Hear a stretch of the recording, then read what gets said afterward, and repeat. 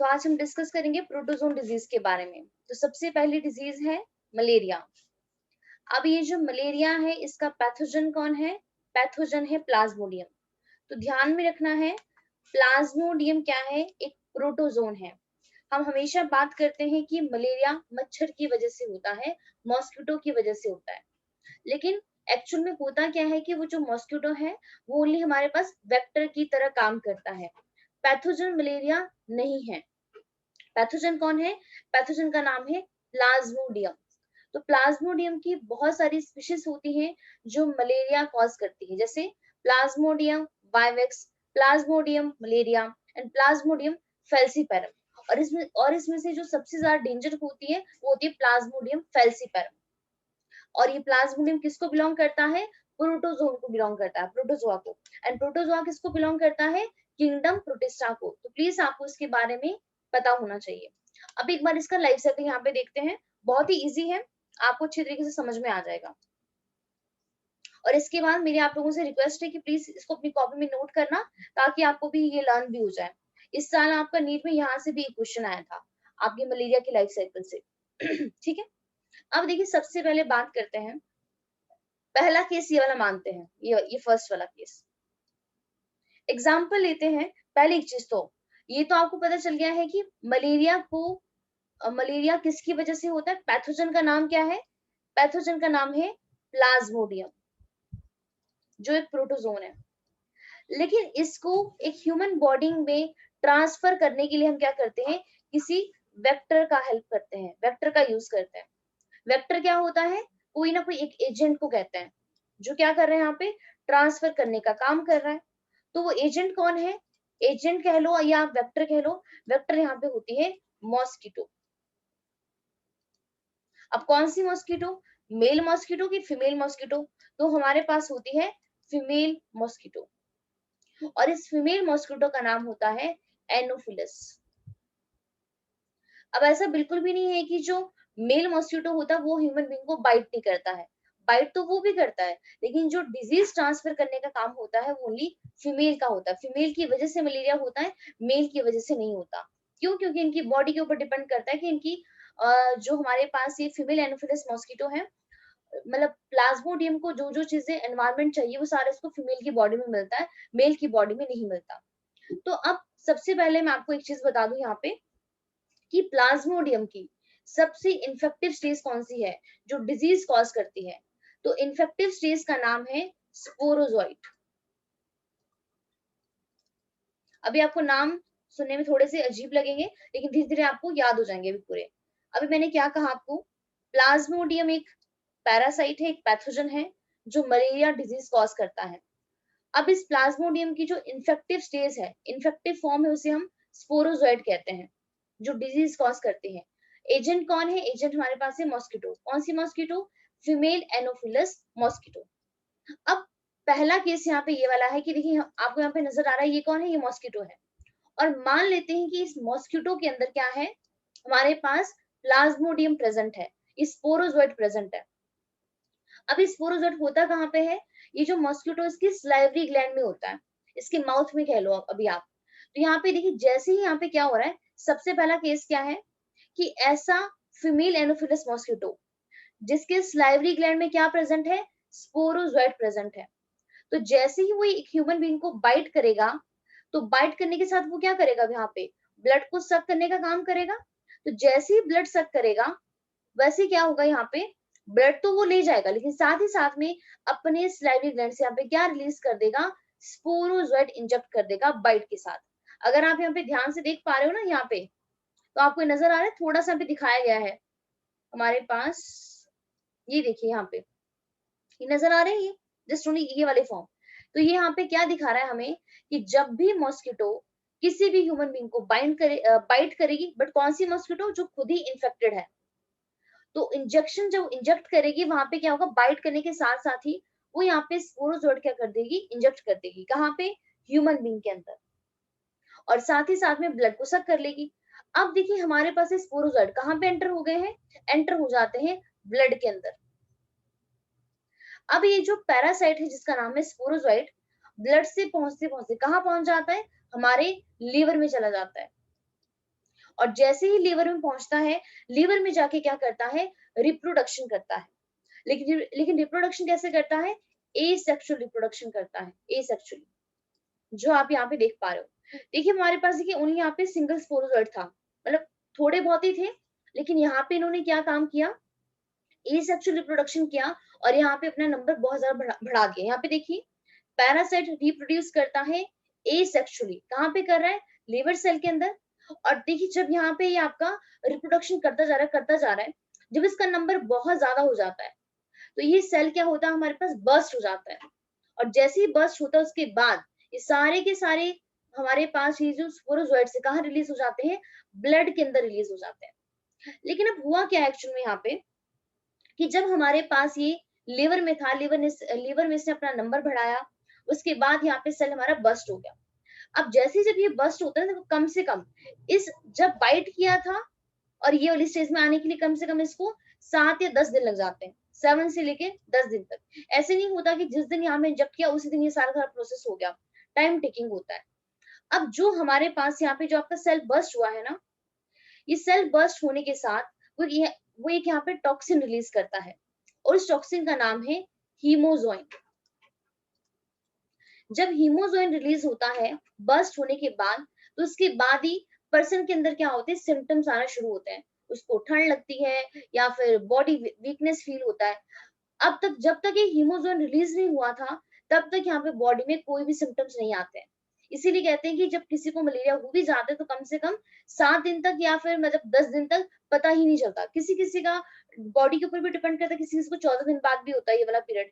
तो जब hemozoin release होगा, हीमोजोइन रिलीज होने की वजह से क्या होगा, हमें बुखार आएगा, टेम्परेचर हाई होगा और बाकी सारे सिम्टम्स आएंगे। अब यहाँ पे देखिए पैरासाइट कहाँ रिलीज हो गया था, हीमोजोइन कहाँ रिलीज हो गया था, ब्लड के अंदर। अब जैसे वो ब्लड में कौन से, आरबीसी के अंदर, आरबीसी के अंदर वो आपका रिलीज हुआ। अब यहाँ पर भी वो रिप्रोडक्शन करता है और कैसे करता है, एसेक्सुअल मैनर में करता है। अब यहाँ पे देखिए एसेक्सुअल मैनर में रिप्रोडक्शन किया और जब एकदम इसका नंबर बढ़ गया उसके बाद इसने क्या कर दिया, इसको बस्ट कर दिया, किसको, आरबीसी को। तो पैरासाइट रिप्रोड्यूस करता है एसेक्सुअली कहाँ पे, in the RBC, bursting the RBC, causing the cycle of fever and एक minute wait and other symptoms, release parasite infect the new red blood cells। एक मिनट वेट, थोड़ा सा मुझे डाउट हो रहा है शायद।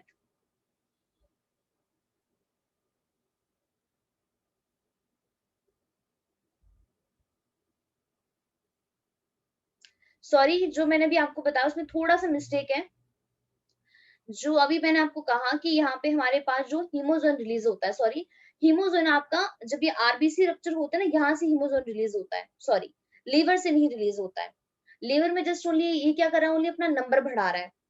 जब हमारे पास ये आरबीसी को इन्फेक्ट करेगा तो आरबीसी जब बस्ट हो जाते हैं ना, यहाँ से हमारे पास हीमोजोइन रिलीज होता है। इसके बाद ही क्या होते हैं, सिम्टम्स आना शुरू होते हैं, रियली सॉरी। और कम से कम इसको इंक्यूबेशन पीरियड तो इतना ही होता है, मतलब कम से कम इसको 10 दिन या 14 दिन लग जाते हैं। तो प्लीज चीज को नोट कर लेना है यहाँ पे कि जब हमारे पास आरबीसी के अंदर ये अपना नंबर बढ़ाएगा तो नंबर बढ़ाने के बाद ही सेल को बस्ट कर देगा। बस्ट होने के बाद ही क्या होगा, केमिकल रिलीज होगा, टॉक्सिक रिलीज होगा, टॉक्सिक का नाम है हीमोजोइन। तो यहाँ पे क्या है देखिए, यहाँ पे सॉरी लिखा भी गया है कि पैरासाइट रिप्रोड्यूस करेगा एसेक्सुअली आरबीसी के अंदर और उसके बाद वो आरबीसी को बस्ट कर देगा। इसकी वजह से क्या होगा, causing the cycle of fever, मतलब सिम्टम्स आने शुरू हो जाएंगे। And other symptoms, release parasite infect the new RBC. तो अभी जितने भी हमारे पास ये पैरासाइट आपके रिलीज हो गए, बाकी हुए जो हमारे कैसे आरबीसी हैं जिनमें कोई इन्फेक्शन नहीं है, जो आपके नॉर्मल वाले हैं, अभी वहां पर भी जाके क्या करेगा, इन्फेक्शन कॉज करना शुरू कर देगा। अब देखिए इसके बाद यहाँ पे क्या हो रहा है, अब यहाँ पर आएगी सेक्सुअल स्टेज।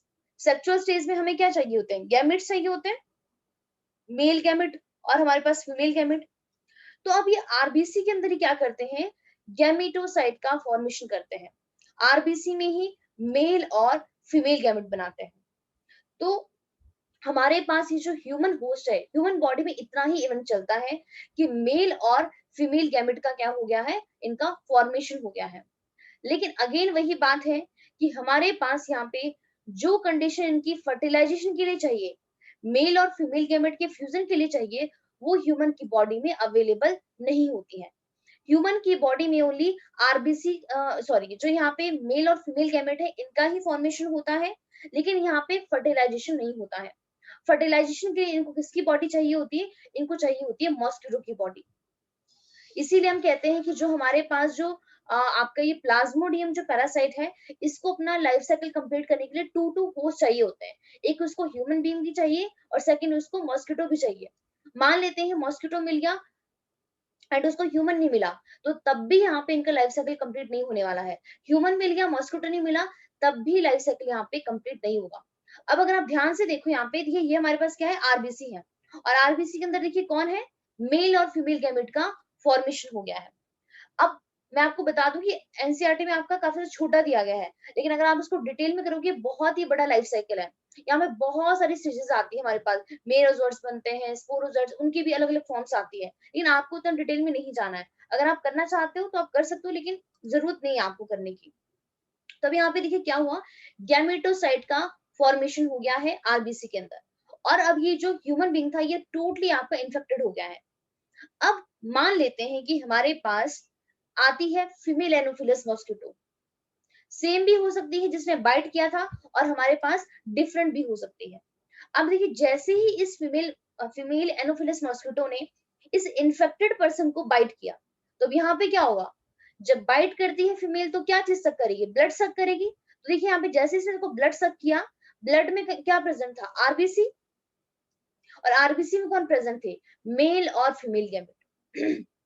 तो जैसे ही फीमेल मॉस्किटो यहाँ पे बाइट करती है, तो गैमेटोसाइट भी क्या होते हैं? आरबीसी की हेल्प से उसकी बॉडी में एंटर हो जाते हैं, एंड जैसे ही आरबीसी वहां पे एंटर होते हैं, उसके बाद क्या होता है? जो हमारे पास ये मॉस्किटो की जो इंटेस्टाइन होती है, वहां पर इन गैमेटोसाइट का क्या हो जाता है? फ्यूजन हो जाता है, फर्टिलाइजेशन हो जाती है। तो फर्टिलाइजेशन हो गया, डेवलपमेंट होगी कहाँ पे? मॉस्किटो की इंटेस्टाइन में। तो मॉस्किटो की इंटेस्टाइन में ही क्या होता है? इनका फ्यूजन होता है, बाकी जगह नहीं होता है। क्यों? मैंने आपको बता दिया कि कुछ कंडीशंस होती है जिनको चाहिए होती है, वो इनको बाकी जगह नहीं अवेलेबल होती है। अब इसके बाद देखिए क्या हुआ, यहाँ पे फ्यूजन हो गया है मेल एंड फीमेल गैमेट का। इसके बाद ये क्या बनाते हैं? इसके बाद ये बनाते हैं स्पोरोजोइट्स। और स्पोरोजोइट्स क्या होते हैं? जो ये हमारे पास मॉस्किटो होता है, कहाँ पे फ्यूजन हुआ है? इंटेस्टाइन में। उसके बाद ये माइग्रेट कर जाते हैं उनके स्लाइवरी ग्लैंड में, माउथ में। इसीलिए हम कहते हैं कि जो स्लाइवरी ग्लैंड जो होता है किसका? मॉस्किटो का, उसकी उसी में कौन प्रेजेंट होते हैं? स्पोरोजोइट्स प्रेजेंट होते हैं। तो आप देख सकते हो ये हमारे पास स्पोरोजोइट्स है, और इनकी शेप कैसी है? इनकी शेप है सिकल शेप। इस तरह की शेप होती है इनकी, इस तरीके की, सॉरी ये वाली, ये वाली शेप होती है स्पोरोजोइट्स की। तो आप यहाँ पे देख सकते हो मेच्योर इन्फेक्टिव स्टेज, जिसका नाम है sporozoites escape from intestine. Intestine को छोड़ देता है और कहाँ माइग्रेट कर जाता है? मॉस्किटो के स्लाइवरी ग्लैंड में। अब देखिए यहाँ पे मॉस्किटो के स्लाइवरी ग्लैंड में स्पोरोजोइट्स प्रेजेंट है, तो जब ये मॉस्किटो किसी अनदर ह्यूमन बीइंग को इन्फेक्ट करेगा, तो वहां पे क्या होगा? स्लाइवरी ग्लैंड की हेल्प से वहां पे स्पोरोजोइट्स यहाँ पे क्या हो जाएंगे? एंटर हो जाएंगे, और इस तरीके से लाइफ साइकिल यहाँ पे चलता रहेगा। अब यहाँ पर एक केस है, आपने एक डिजीज पढ़ी है, सिकल सेल एनीमिया। एनीमिया तो पढ़ा होगा। एनीमिया क्या यस होता मैम। है? एनीमिया होता है खून की कमी। सिकल सेल एनीमिया क्या होता है?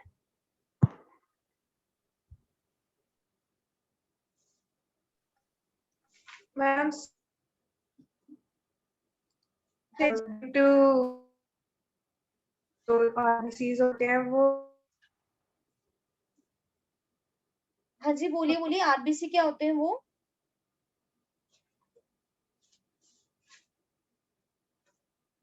सिकल सेल एनीमिया क्या होता है? आपकी आवाज नहीं आ रही है। चलो, सिकल सेल एनीमिया क्या होता है? नॉर्मली जो हमारे जो आरबीसी होते हैं, आरबीसी की शेप होती है ऐसी, कण की, या अभी आप मान लो इसे सर्कुलर होती है। नॉर्मल आरबीसी की शेप ऐसी है, लेकिन जो पर्सन सिकल सेल एनीमिया से सफर करते हैं, उनके आरबीसी की शेप कैसी हो जाती है? ऐसे सिकल शेप हो जाते हैं,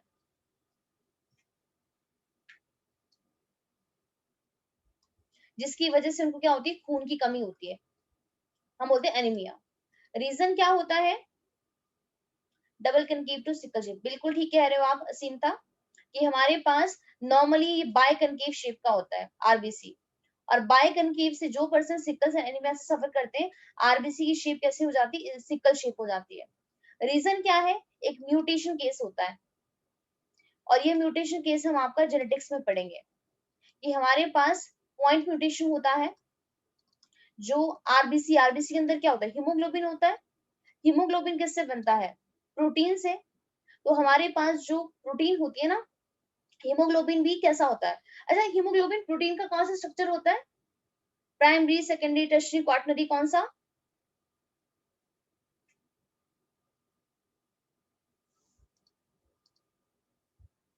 बताइए।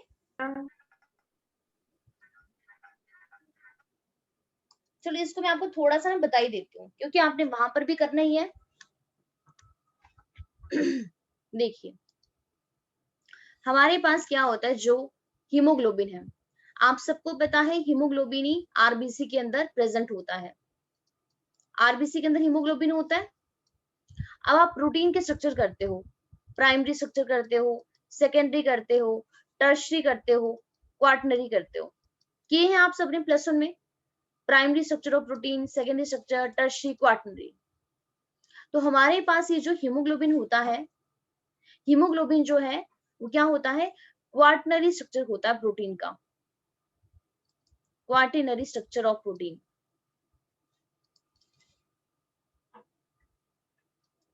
तो इससे हमें क्या पता चला, हीमोग्लोबिन क्या है, हीमोग्लोबिन इज प्रोटीन। और कैसी प्रोटीन होती है, क्वाटरनरी प्रोटीन होती है। अब क्वाटरनरी का मतलब होता है फोर चेन ऑफ, हाँ जी बिल्कुल, अल्फा बीटा होता है। हाँ जी ठीक है, वासु ठीक कह रहे हो आप। तो यहाँ पे क्या है, प्रोटीन किससे बनती है, प्रोटीन बनती है पॉलीपेप्टाइड की चेन से, मतलब अमाइनो एसिड से। तो हमारे पास यहाँ पे हीमोग्लोबिन में 4 चेन होती है, किसकी, पॉलीपेप्टाइड की। 2 अल्फा चेन होती है एंड 2 हमारे पास बीटा चेन होती है। 2 अल्फा 2 बीटा। अब ये जो हमारे पास बीटा चेन है, ये भी आपकी प्रोटीन से ही बनी है, और प्रोटीन मतलब प्रोटीन का मतलब है अमाइनो एसिड से बनी है, अमाइनो एसिड से प्रोटीन बनाते हैं। तो हमारे पास ये जो डिजीज है, जो भी हम यहाँ पे डिस्कस कर रहे हैं, क्या नाम है, सिकल सेल एनीमिया। हम क्या होता है इसमें, नॉर्मल शेप ये वाली है, और शेप कैसे हो जाती, सिकल शेप, इस तरीके से हो जाती है। और न्यूक्लियस तो होता नहीं यहाँ पे, पता है आपको, आरबीसी के अंदर न्यूक्लियस नहीं होता है, मैच्योर आरबीसी के अंदर। और इसी आरबीसी के अंदर कौन होता है, हीमोग्लोबिन पिगमेंट, जो क्या काम करता है, ऑक्सीजन को बाइंड करने का काम करता है। ये सारी चीजें आपको पता होंगी। अब प्रॉब्लम ये है, क्वेश्चन यहाँ पे ये राइज होता है कि सिकल सेल एनीमिया मतलब नॉर्मल आरबीसी से हमारे पास सिकल शेप का आरबीसी हुआ कैसे। तो हमारे पास ये जो बीटा चेन होती है ना, इस बीटा चेन के अंदर प्रॉब्लम आता है। और दो देखो, 2 चेन है बीटा, लेकिन दोनों में से 1 चेन के अंदर ही प्रॉब्लम आती है, बीटा चेन के अंदर प्रॉब्लम आती है। क्या प्रॉब्लम आती है, अब ये बीटा चेन भी किससे बनी है, प्रोटीन से ही मिलकर बनी है, सॉरी मतलब प्रोटीन ही है। प्रोटीन किससे बनते हैं, अमाइनो एसिड से बनते हैं। तो हमारे पास यहाँ पे क्या होता है, अमाइनो एसिड की चेन होती है, जो बीटा चेन जो है, वहां पर क्या होता है हमारे पास, जैसे मान लेते हैं हमारे पास ये क्या है, अमाइनो एसिड की चेन है, अमाइनो एसिड्स हैं जो प्रोटीन को बना रहे हैं। अब 1 2 3 4 5 6 7, अब हमारे पास यहाँ पे क्या होता है, जो 6 पोजीशन होती है ना अमाइनो एसिड की, वहां पे नॉर्मल आरबीसी में कौन प्रेजेंट होता है, ग्लूटामिक एसिड प्रेजेंट होता है। जो आप सबको पता है ग्लूटामिक एसिड क्या है, अमाइनो एसिड है, इसके बारे में किसी को कोई डाउट तो नहीं है ना। ग्लूटामिक एसिड क्या होता है, एक विटामिन होता है। तो नॉर्मल बीटा चेन में 6 पोजीशन पर कौन प्रेजेंट होता है, ग्लूटामिक एसिड प्रेजेंट होता है। लेकिन म्यूटेशन होने की वजह से, डीएनए में चेंज आने की वजह से, अगर 6 पोजीशन में ग्लूटामिक एसिड की जगह कौन आ जाता है, वैलिन आ जाता है। एंड इस वैलिन आने की वजह से सोचो, एक सिंगल अमाइनो एसिड चेंज हुआ एंड हमारा जो आरबीसी है वो आपका इस बायकनकेव से सिकल शेप का हो गया। तो अभी हम यहाँ पे इसको डिस्कस क्यों कर रहे हैं? तो डिस्कस इसलिए कर रहे हैं कि जो पर्सन सिकल सेल एनीमिया से सफर करते हैं उनको कभी भी मलेरिया नहीं होता है। क्यों नहीं होता है? क्योंकि आप देखिए अभी अभी हमने बात की, जब हमारे पास फीमेल एनोफिलस मॉस्किटो बाइट करती है किसी भी ह्यूमन बीइंग को, तो क्या रिलीज करती है? स्पोरोजोइड रिलीज कर रही है। और स्पोरोजोइड की शेप कैसी है? उसकी शेप भी सिकल शेप की ही है। तो इस आरबीसी के अंदर तो उसको अच्छा खासा यहाँ पे सरफेस एरिया मिलेगा, यहाँ पे स्पोरोजोइड से आपका ग्रो कर सकता है। लेकिन जिसके आरबीसी की शेप ही यहाँ पे सिकल शेप की हो, वहां पे स्पोरोजोइड आपके कभी भी सर्वाइव ही नहीं कर पाएंगे। समझ आया आपको?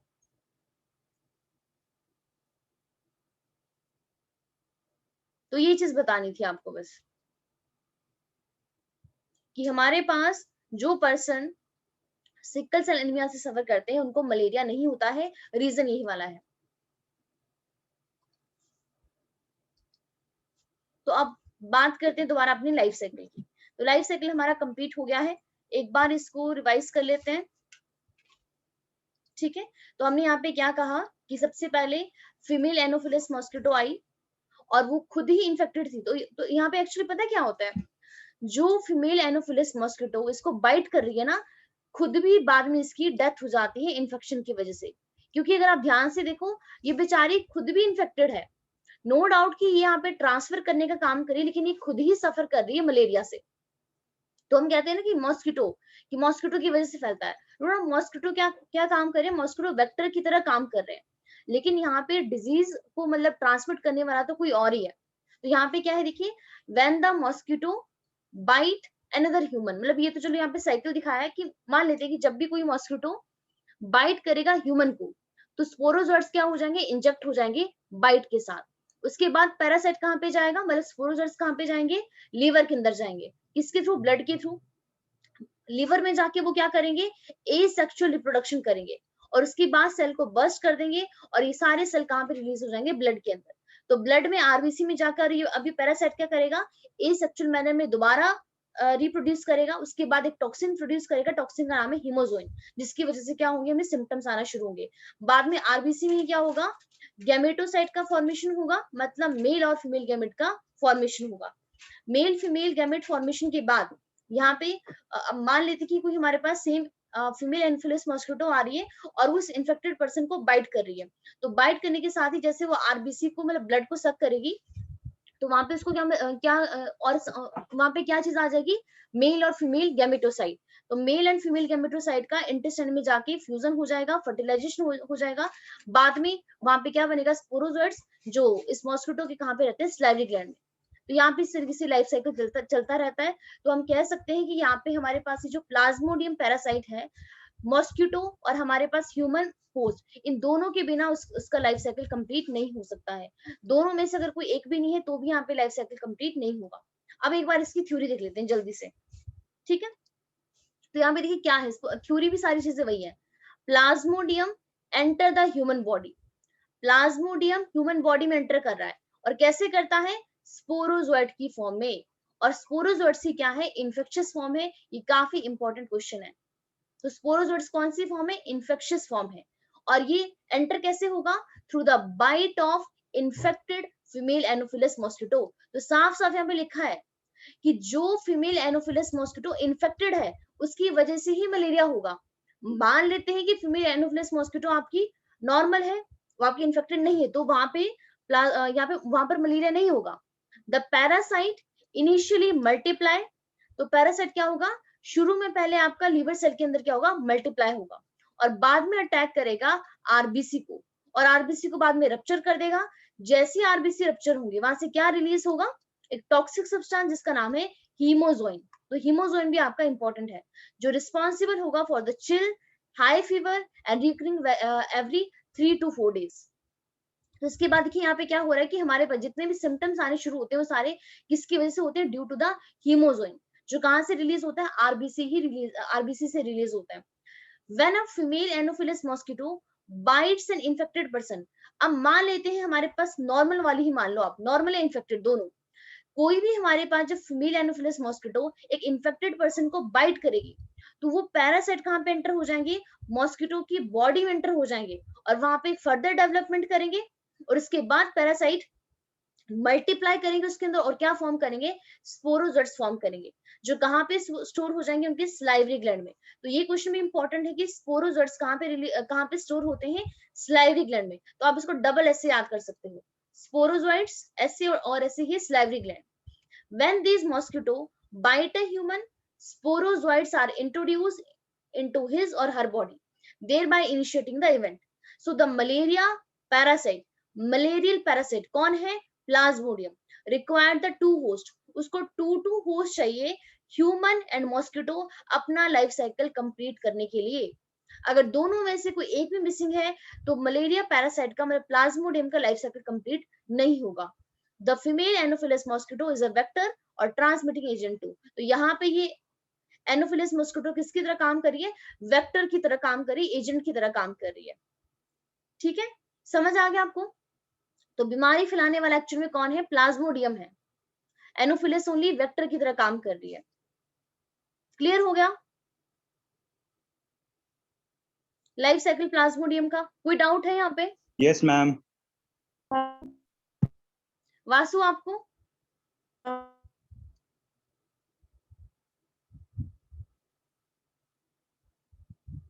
आपको समझ आ गया वासु?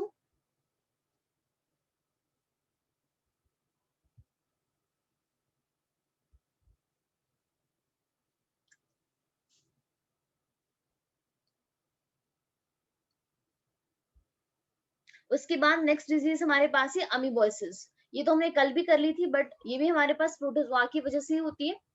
और अमीबोसिस को हम अमीबो डायसेंट्री भी कहते हैं।